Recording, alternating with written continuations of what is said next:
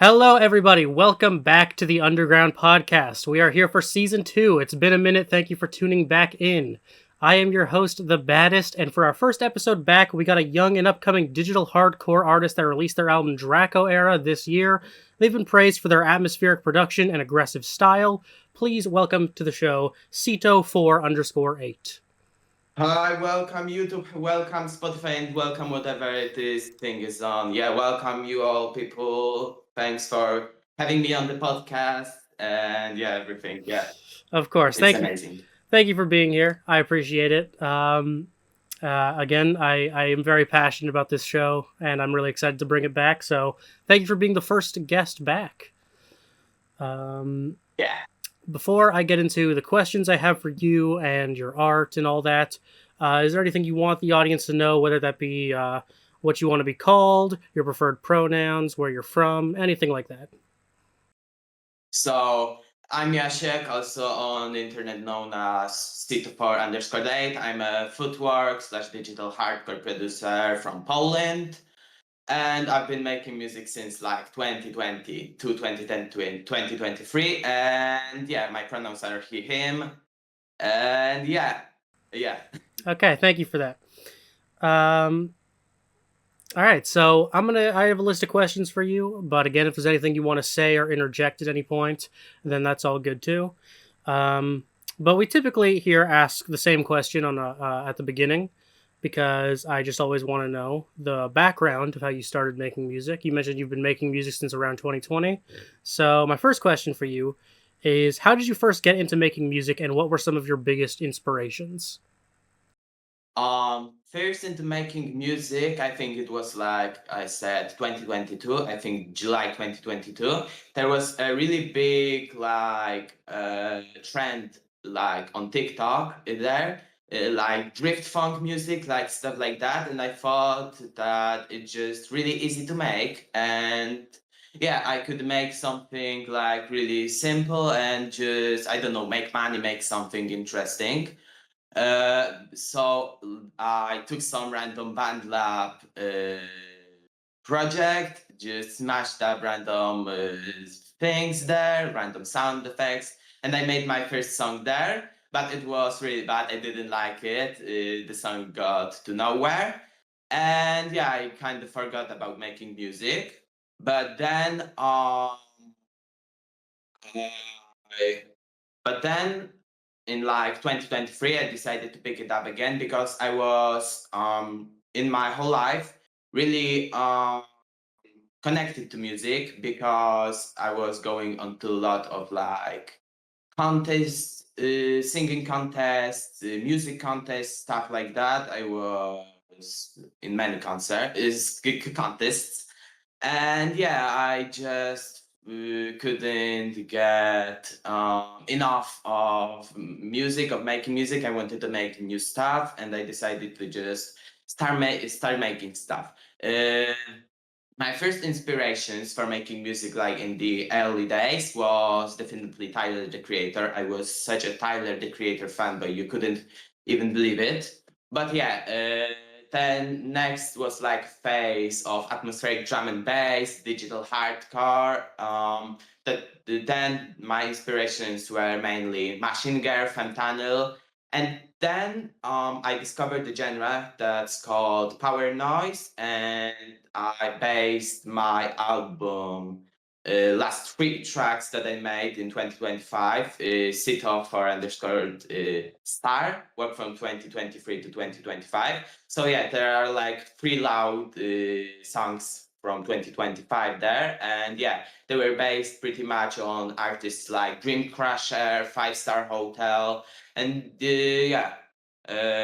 for now, my inspirations also changed, and I think I feel more inspired now by artists like Arca, by Virtual Riot, by Chime, by Skrillex. I'm actually thinking of making dubstep right now. Not gonna. Okay, that's cool.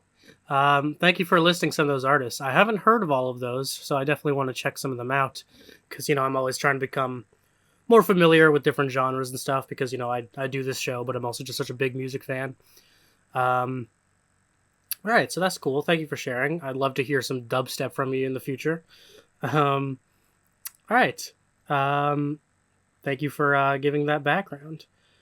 So you touched on how you discovered some of these genres and how that's kind of where you started and found your footing. But I want to know, with your music being especially distorted and harsh sounding, especially on Draco era, I'm wondering, is there anything in particular that inspired a more aggressive sound out of you?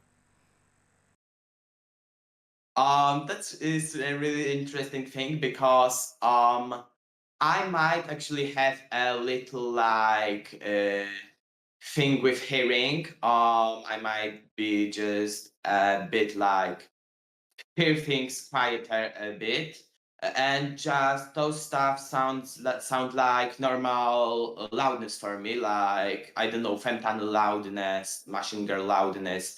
Yeah, it sounds pretty normal to me, and I realized only recently that my music is like really loud, and yeah, it shouldn't be like that.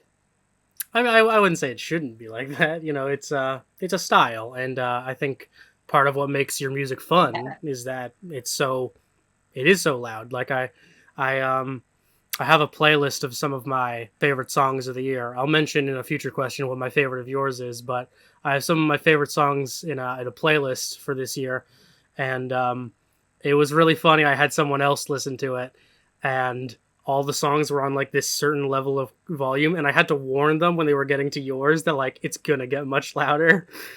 And but yeah, I think that's cool. I think like it makes it like it's fun. It gets you energized. You know, it can help with sharing a message if that's your intention. So there's nothing wrong with being loud sometimes. But Yeah.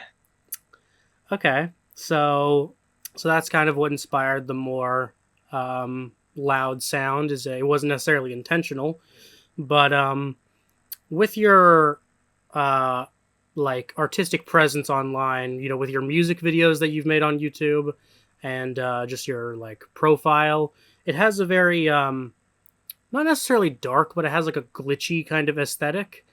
I'm wondering if there's anything that inspired the glitchy and darker aesthetic that's present in your music and the branding associated with your artistry. Um, There's mainly two things I would say. The first one is a Polish artist called Blankiet. I was supposed to make him a beat once, but he just kind of forgot about doing stuff with it, and it never got published. The beat was "Burning Hell, Baby." It is the first song of my post-pandemic EP. Yeah, I just kind of took it because he wouldn't do anything with it. And yeah, he makes a pretty similar aesthetic, a pretty like glitch aesthetic, like kind of 2000s, but not really. Kind of 2020s, like 2020, 2021 on TikTok, but not really. And yeah, I got pretty much inspired by him. And the second thing is actually I used Ibis Paint a lot, and I just kind of mashed up random effects there on photos, and I just wanted to see how it turns out. And yeah, all of my profiles, all of my album artworks, I made myself on Ibis Paint. Okay, cool. I'm wondering because I mentioned your music videos. I don't know if I've seen them all, but your music videos are pretty like experimental and all like are kind of all over the place. I'm wondering like with your music videos, is there like a plan going in, or is it kind of just like throwing stuff at the wall, seeing what sticks? Is there like a message behind it, or is it kind of just something that's like meant to be kind of quirky and all over the place? Honestly, it's just quirky and all over the place. When I recorded that music video for My Face Will Be a Sword That Cuts Off Your Hands, I had the plan for the intro for me singing just a part of my song, but I didn't really like it, so I just sped it up and threw a big trigger warning, flash warning on the start. But yeah, the things I did next was just randomly turn on and off the light in my room, and then just have me dance to the song, and just randomly layer the parts of when I dance to my song somewhere that's like multiple citos in one place. All right, that's cool. Yeah, I was just curious about that. I didn't even read that have that written down, but Yeah, I just found your videos pretty interesting. So that's cool. I understand that. In my experience making videos, sometimes you just come up with some weird, wacky ideas, and you just go for it. Um, yeah. Getting back to your song making process, another question I like to ask people because everyone has, not everyone, but most people have like a different story or like varying answers. I'm wondering, what does the song making process look like for you from conceiving an idea to finishing a song? Honestly, it starts with like a really good song that I really liked. Then I try to imitate it, I think, and then just it doesn't really sound like the song I wanted to imitate at first. So I just smash random things so it really falls of the imitations of the song, and I just leave it at that, and it somehow sounds better than the song I wanted to imitate. With the song "My Face Will Be a Sword That Cuts Off Your Hands," it was a per imitation of a song of Five Star Hotel. It was "Parallel Deserts." I really like this song, and I just wanted to imitate it as much as I could. And yeah, you can really hear the like free rhythm, like ta ta ta ta ta ta, a little there, like it's in Parallel Deserts, and like the free note progression there on the lead.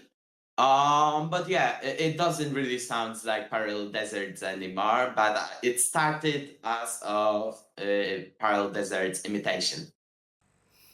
Okay. And that's like consistent across the discography, is like you have like somewhat of an inspiration from a sound you've heard somewhere else, and then you kind of try to recreate it, but then it just goes off into your own unique style. It really depends. It's often that I just smash random things of the imitation and just become some cool new song. But like in Draco era, it was mainly like I listened to whole Femtana's discography and just decided to make something pretty similar. But from the start, I wanted to make something pretty much different than the songs I was hearing. So yeah, Draco era was fully like made by me, not by some songs that I wanted to imitate. Okay, interesting. All right. Um, so okay, sorry. No, that's interesting. I have heard um from other artists that like a way they got into music, and I can relate to some extent. The way they got into music was like listening to tight beats of some of their favorite artists and things like that. So it's interesting that like you kind of have a somewhat similar story where you would like almost attempt to create something like that, but then through your own creativity, I guess you could say, it just ended up being something so drastically different. Um, Yeah. Interesting. Thank you. All right, so now I want to talk about Draco Era. That has been a pretty big project for you. I believe your previous projects would be called a mixtape, so I think you would call this your debut album. Um, Yeah, that was my debut and album, it's actually. been received very well, and it was my introduction to you. So yeah, you released Draco Era this year. What was the process of putting that project together like? You mentioned that you drew some inspiration from another artist, but like what was it like conceiving the concept or putting together the track list? How long did it take you to make this project? All things like that. Um, The main thing that took so long for the album to drop was mainly the vocals, because I really honestly don't like my vocals, and I just try to uh, cover them up by filters, so to the point that almost non-existent or just sound really weird. But yeah, most of the songs were finished like June 26th. There is like a demo tape of Draka on my YouTube, where I changed some of the songs later on, but yeah, you can clearly hear what the demos were and what the songs on the demos were made to in the final release. But before that, I think I started making Draco around March of 2025. Um, but my first track I made for Dracera was Alien Bazaar. I took like some random drum pack from Reddit. It was called Breaker is not a good way to get laid. I took some random uh, hits, stabs, hits, and stuff like that, and just mash them up. Then added as much amen breaks as I possibly could, and the track was finished without the vocals. Then I think was Sudden Death. Then I think was Untitled 00 that was called before Lizard Type Kill Shot.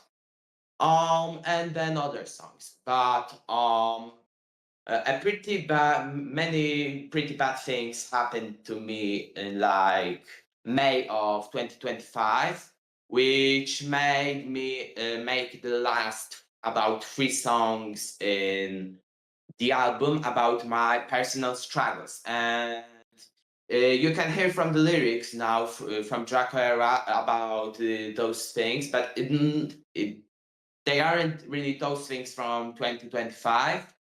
They are like another completely different thing that happened to me in October. But yeah, I went through pretty much depression there and made those tracks.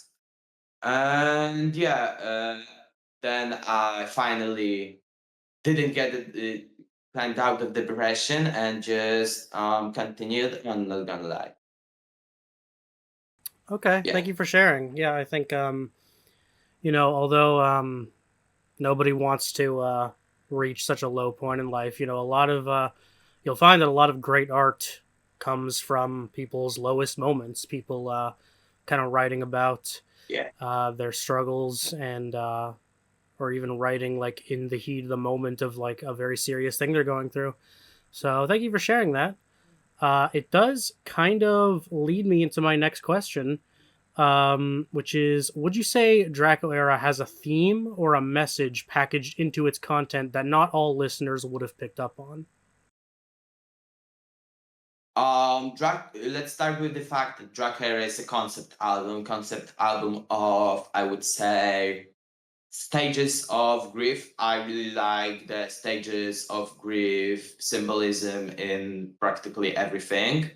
And yeah, but there's pretty much just like 3 stages of grief there. Like there's denial that I would call like from songs 1 through 7, maybe like a part of 8. Then we had like depression part, which is stage 4 normally. But there's like song 8 and 9 there. And the track 10, which is acceptance.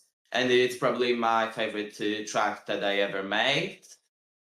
And yeah, so yeah, that was a concept album about firstly, it was just about my personal struggles there, but it really changed later on from like standard "ooh, I'm sad, to like I'm gay and I'm closeted. I'm not really gay, but I was gay for one guy, so I could say I'm bisexual or omnisexual, something like this. Yeah. And this was about the track because I never really came out to my parents, never really came out to anybody because I'm pretty much scared. Yeah, that's understandable and relatable. I understand you. Um, Yeah, Yeah. I thank you for sharing. Yeah, it's interesting. I wouldn't have thought. Obviously, I could pick up on some of the themes of the album, but I wouldn't have thought that that in particular was something that went into it. So yeah, thank you for sharing that. Um, yeah, something I wish I was a little better at, in all honesty, was like picking up on some of the messages that artists put into their work.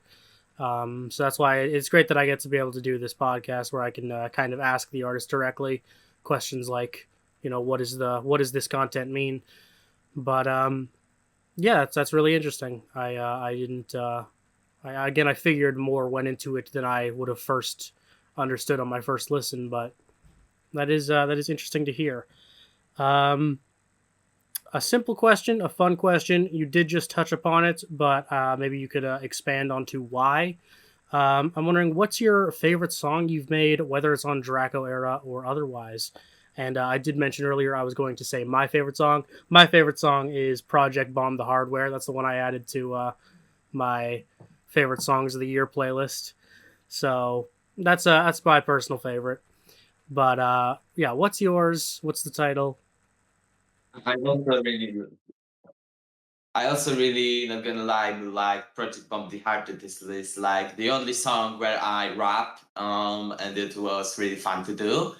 But yeah, like I said before, my favorite song that I ever made was Holding Out Crosses, so somebody sees me. It touches up on really many personal struggles of mine, and I really liked that I could finally like scream like I'm in a post-hardcore band. I don't know if you can really hear the screams. People told me that you can really hear the screams on the song because it just sounds like a kind of wall of noise. But I mean, a wall of noise is better than no wall of noise or no vocals, so can live with that. But yeah, this song is also one of my only like pretty rock inspired songs, pretty noise rock inspired songs, pretty shoegaze inspired songs. And I never tried anything like this before. Maybe I kinda uh, tried to do it at like Untitled Zero 2, that I also tried to be a little rock-ish and type things.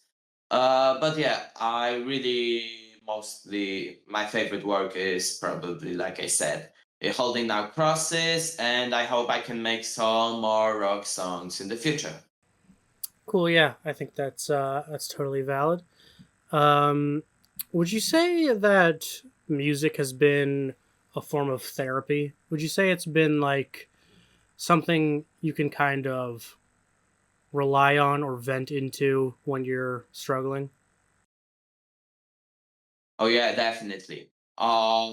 Through my whole life, like I said, my music is a really big part of me, part of my life. I had a contact with music since I was a really little lad, and yeah, music is a sort kind of therapy because I can make music, I can express myself through music, and I don't have to sit with my emotions all the time. So I can just kinda spill them out on the FL Studio.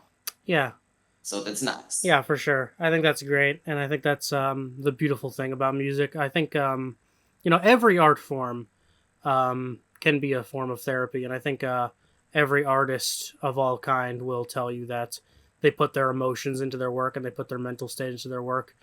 But I don't know. I think the reason music's always been so beautiful to me, the reason music's always been so attractive to me, is because I feel like it's just such a clear window to the soul. Like I feel like it's such a it's such a great representation of how the artist is feeling, and it's one of the most it's both one of the most explicit forms of sorry, one of the most explicit forms of like self-expression, but also it's so easy to um so easy to express yourself in a more artistic manner and hide symbolism into the sounds or the aesthetics or even the words, like poetry. Like I think you can do a lot with like metaphors and symbolism.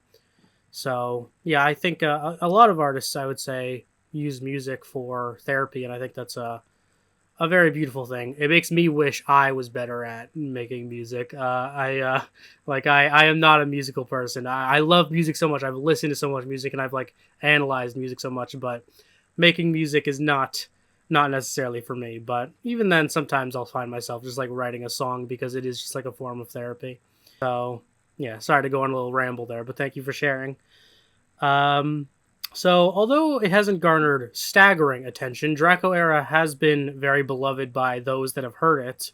What's your reaction to the high praise that the album has received? I'm really, really happy that people like my work.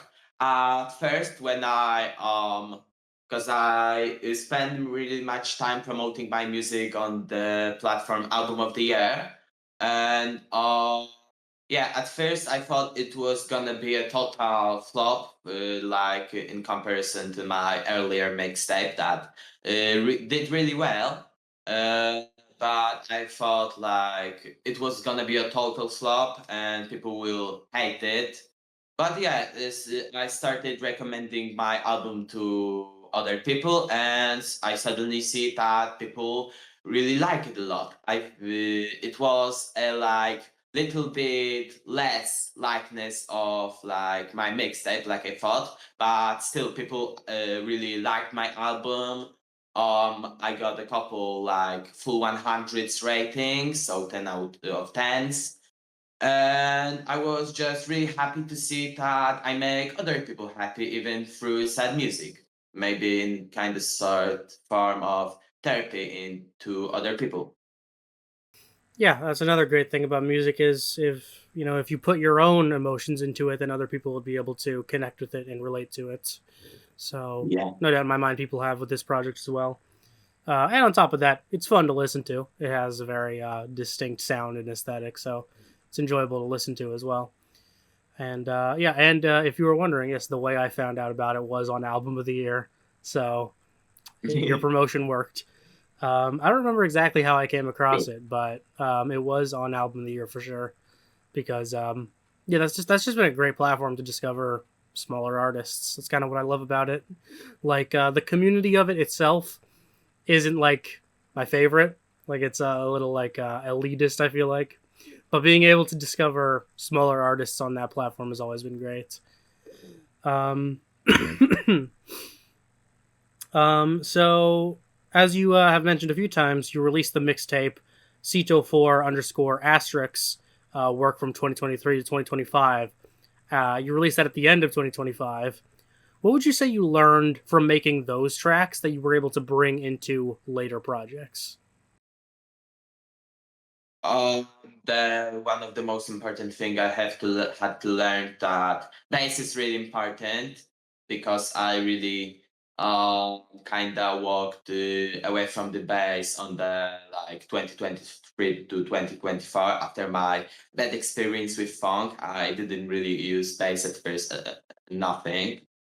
Uh, but like 2025, I finally decided to use bass, and it kind of worked positively. And now I used 808s on almost every song I made. You can really hear it on my last song that I published. Is Sito for underscore date t-shirt. Oh yeah, I have this t-shirt on right now. Sito for underscore date t-shirt. Yeah. Um, uh, yeah, and there is the part two coming out. I just left it at part one. But yeah, the second thing I learned that drums also have to be louder. Uh, I think it just makes the song like more interesting. It gives it more of a really unique taste to the songs. Um, yeah, these are the things that I really learned. Fun fact also, I released the mixtape, sort of my birthday present. 6th December is my birthday, so I released it at my birthday. Nice, that's cool. Um, yeah, would you say so those were some of like the technical aspects of making music and like mixing and things like that that you were able to learn from making those songs. Um, did would you say making those songs is kind of how you found your footing in your sound as well, or would you say you needed more time to expand upon your like sounds and aesthetics going into a project like Draco Era? Pretty much, if you make a lot of music, like I use FL Studio practically every day. Project by project by project, you kinda make a unique sound that is really unique, that is really interesting, that is really original, that is really yours. So I didn't need to like wait for something to flash across my mind and then I suddenly had like an inspiration and a new completely new sound. It just by the years, by the months, by the weeks, it just changed.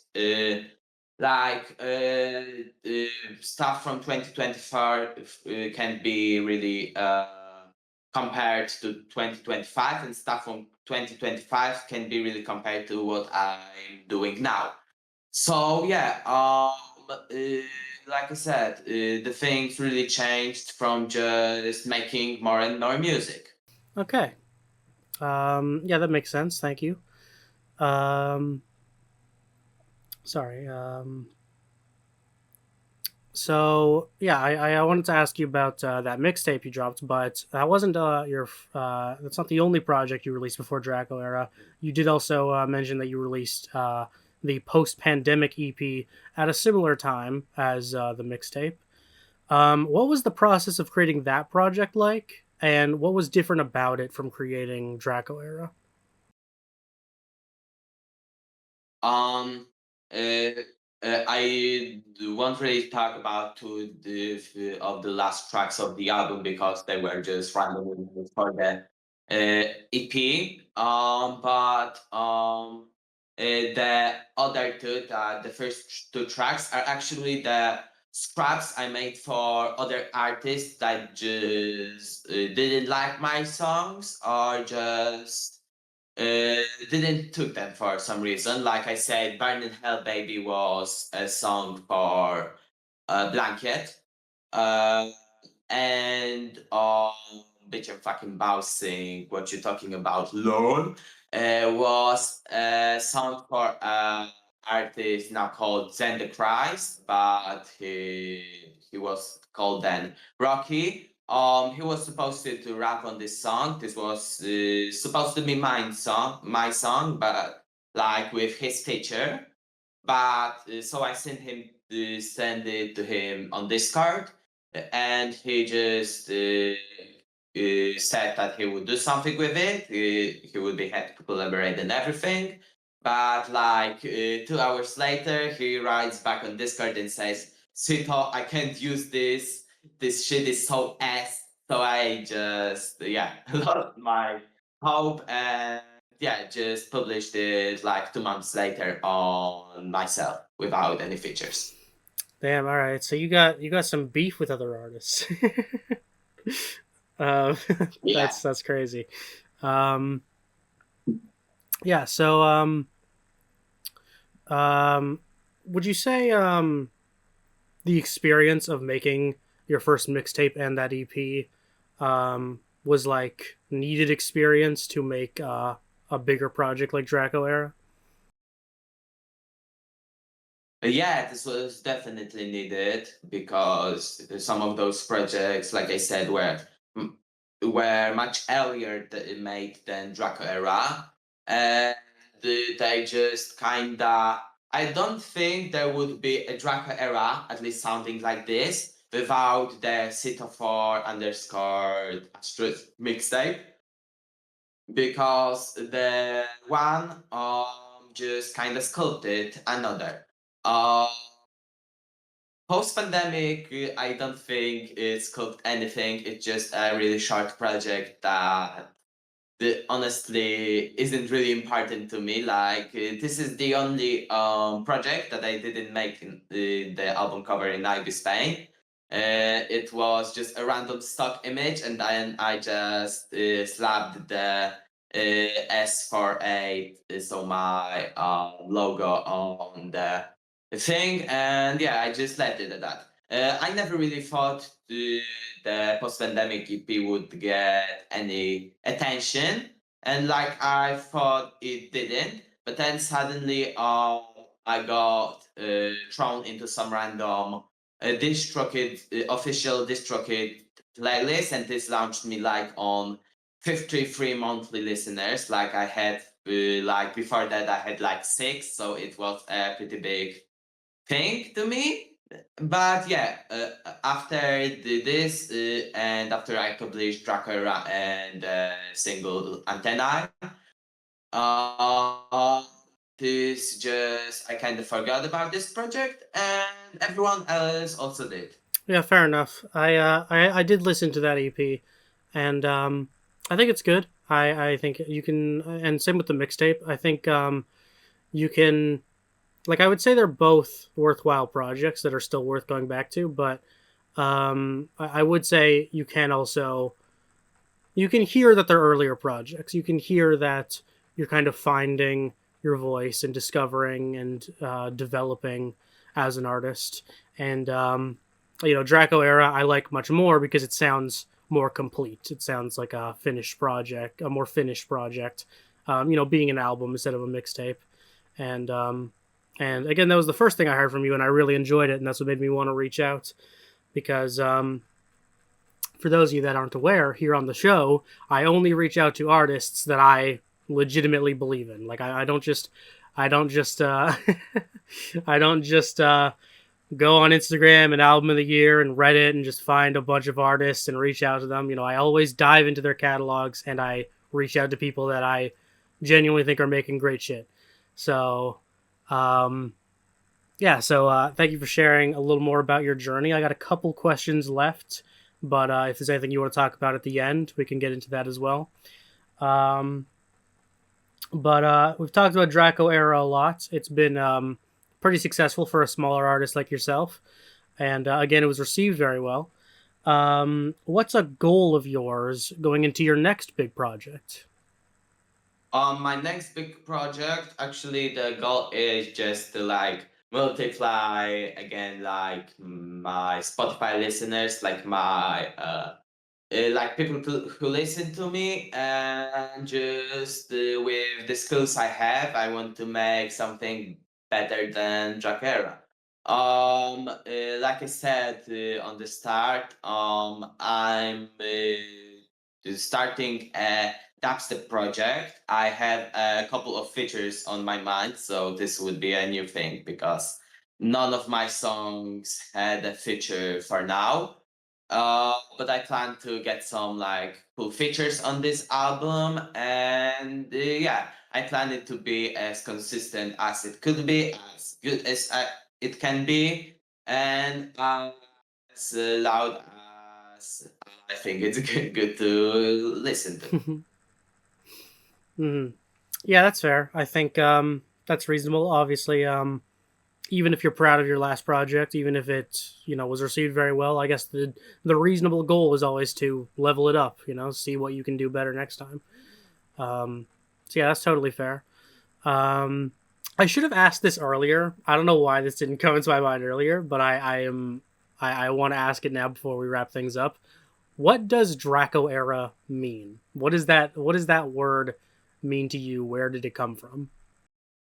Um, so there are just these are just two combined words. First Draco, second is Era. Yeah, you probably know what Era means, but Draco is actually my persona, I would say. That one big lizard on the cover, yeah, that's my persona.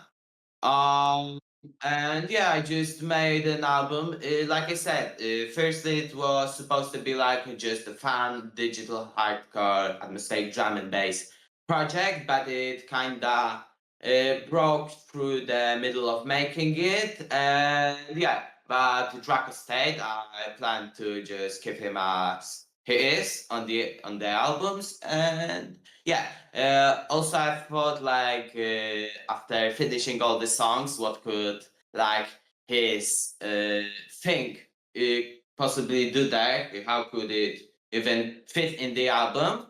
So then I kind of googled what the thing he is, what could it represent, what is the symbolism, and I found out so like he's an alien lizard, and the alien thing of course stands for like alienation, for me being pretty much different from all the people that I know. I make music, I dress weirdly, I have long hair that is pretty unnatural. I have a mustache that I wouldn't shave off, and some people beg me for me to shave it off.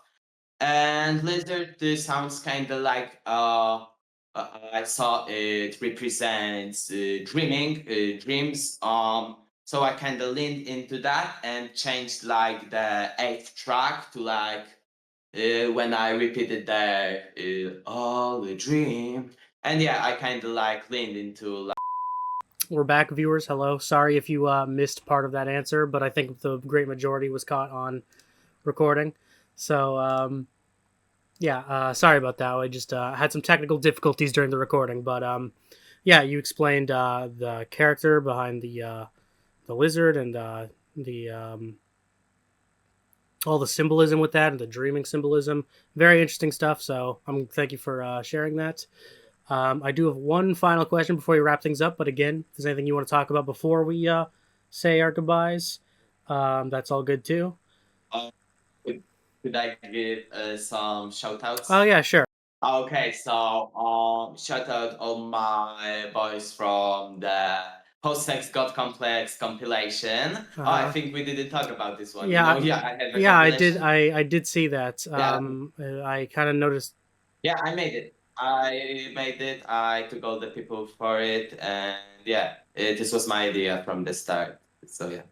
But yeah, shout out. I have to remember Raven, Ursa Major, Vitai, Georges, and also from people not on this. Shout out DJ Chad and shout out Charlie Mehem. All right, shout out to all of you. Maybe Welcome. one of you will end up on the show one day. Who knows? Um, so I do have one final question before we wrap things up. I asked this to everybody because I think it's a good question to end off on, and I'm always curious to what people will have to say. What do you hope to get out of your music career, and is there an end goal that you are hoping to achieve? Um, Pretty much the end goal for me is to just make music, be like financially stable from making music. I also want to concert a lot. I want to do concerts. I want to scream in the microphone. I want to just rave. I want to just like party at the scenes and do stuff. Um, and yeah, pretty much my goal is like you could say a never-ending party. Hell yeah, I think that's a great goal to have. Yeah, and I hope you get there for sure. And obviously, this show is very small, but everyone watching, of course, usually I save this for the very end, but go check out Ceto4_8. All their stuff will be linked in the description. So let's help them achieve that goal, no matter how difficult it may be or how small this show may be. Let's help them get to that point. Um, so yeah, that's all I have for written questions. Thank you for being so open and honest about everything and getting into the details of how you work on stuff and what you want to do and what you have done. Um, is there anything you want to touch upon? If not, that's okay. But is there anything you want to touch upon before we wrap things up? Um, Not really. Thank you all people for watching. Thank you all people for supporting Sito for underscore date. Thank you for listening. And yeah, thank you really much for being there with me and listening to my music. I love you all. Very nice. All right, so yeah, that's gonna do it all for this episode. Then we are officially back. Be sure to subscribe and follow the Underground Podcast. Of course, check out Ceto4_8 and all the artists we have on the show. But also follow the show because we're gonna keep having artists on here. We are officially back, and it's going to be a lot of fun. We're going to have a wide variety of artists, wide variety of talent. And if there's anyone that you think should be on the show, or if you're an artist and you're interested in being on the show, you can also contact me via email or through DMs. And as long as I find myself invested in your work, I'm happy to have you on the show. So thank you again, Cito4_8, for being on here. And Thank you for having me here. and yeah, we'll see you guys in the next one. Thank you again, and bye-bye. Bye.